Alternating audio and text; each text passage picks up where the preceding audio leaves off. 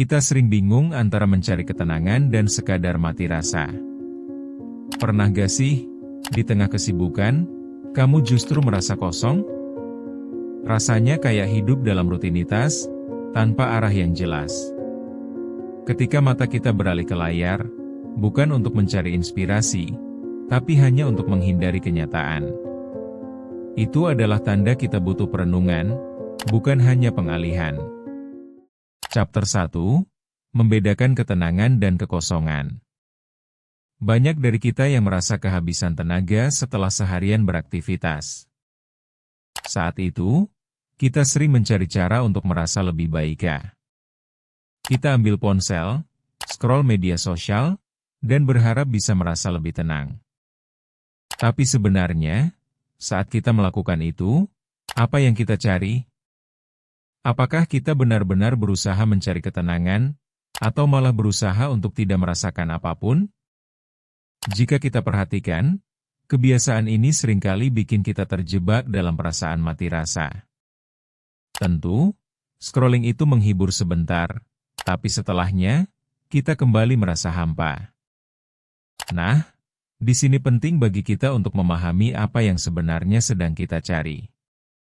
Apakah kita ingin segenggam waktu untuk merenung, atau cuma ingin melarikan diri dari kenyataan? Menghadapi perasaan yang tidak nyaman itu kadang susah.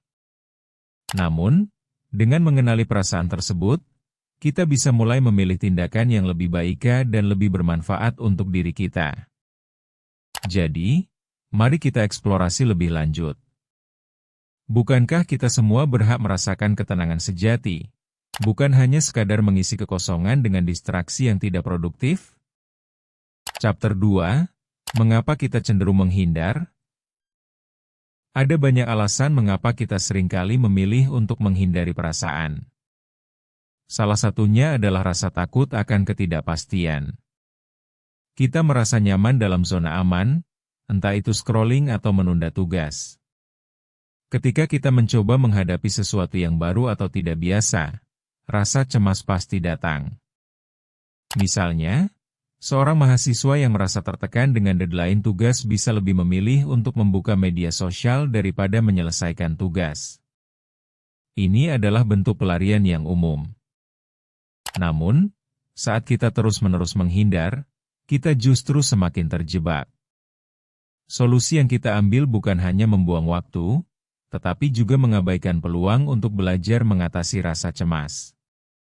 Kadang kita lebih memilih untuk bersenang-senang sesaat daripada menghadapi ketidaknyamanan. Jadi, penting untuk mengenali pola ini agar kita bisa mengambil langkah positif. Bagaimana bisa kita maju jika kita tetap terjebak dalam zona nyaman yang semu bukan? Chapter 3, Dampak Kebiasaan Sementara. Kebiasaan menghindar sebenarnya memiliki dampak yang lebih besar daripada yang kita sadari. Setiap kita memilih untuk mengabaikan perasaan yang tidak nyaman, kita berujung pada konsekuensi sosial yang tidak sehat. Misalnya, saat kita terus-menerus menghindari percakapan yang sulit dengan orang terdekat, kita menjauh dari mereka. Kita mulai merasa lebih kesepian dan terasing. Sebaliknya, ketika kita berani membuka komunikasi dan membicarakan perasaan kita bisa lebih dekat dengan orang lain. Masyarakat di sekitar kita butuh koneksi, bukan sekadar penghindaran. Ini bukan hanya tentang berani, tapi juga tentang memilih untuk tidak terjebak dalam kenyamanan sementara. Menghadapi kenyataan bisa jadi menakutkan, tetapi itu adalah langkah yang penting untuk mencapai ketenangan sejati. Jika tidak, kita justru mengubur masalah dan berharap semuanya akan serius saja. Ini bukan jalan keluar yang cerdas. Chapter 4, Pendapat dari para ahli. Berdasarkan penelitian seorang psikolog, Carl Rogers, mengungkapkan bahwa penerimaan diri adalah kunci untuk menemukan ketenangan. Artinya, kita harus belajar untuk menerima dan merasakan emosi yang ada tanpa menghakimi diri sendiri. Coba deh ingat momen ketika kamu berusaha melanjutkan hidup dengan normal, saat perasaan tersebut sebenarnya sangat mengganggu. Proses menerima ini tidak selalu mudah, tetapi dengan melakukannya, kita dapat menemukan cara untuk kembali ke diri sendiri. Rogers berpendapat bahwa dengan menciptakan lingkungan yang aman untuk diri sendiri, kita bisa berkembang tanpa merasa harus berlari dari ketidaknyamanan. Seperti ketika seorang ibu berusaha menyeimbangkan antara tugas rumah dan perasaan cemasnya.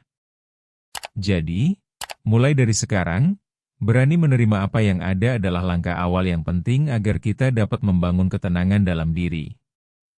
Chapter 5, Membangun kembali koneksi dengan diri sendiri. Sekarang, saatnya kita membangun kembali koneksi dengan diri sendiri.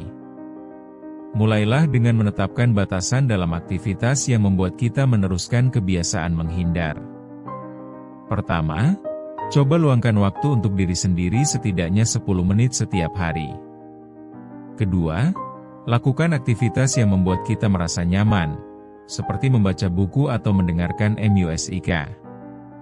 Ketiga, akui dan catat perasaan yang muncul saat kita merasa tidak nyaman.